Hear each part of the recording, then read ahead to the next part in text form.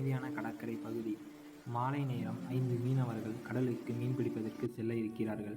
அவர்கள் படகில் ஏறி நடுக்கடலில் சென்று வலையினை வீசி அதிக அளவிலான மீன்களை பிடிக்க ஆரம்பிக்கிறார்கள்.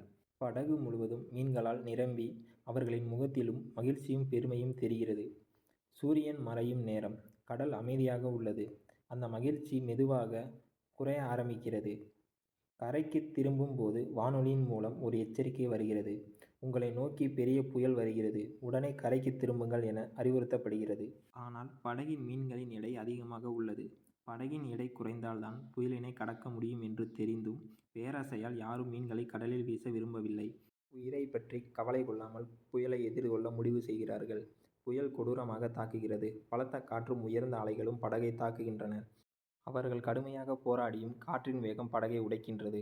படகு கவிழ்ந்து மீன்களுடன் அனைவரும் கடலில் மூழ்கி உயிரிழக்கின்றனர். அந்த கடல் சொல்லும் கடைசி பாடம் ஒன்றே: எப்போதும் பேராசை அழிவை மட்டுமே தரும்.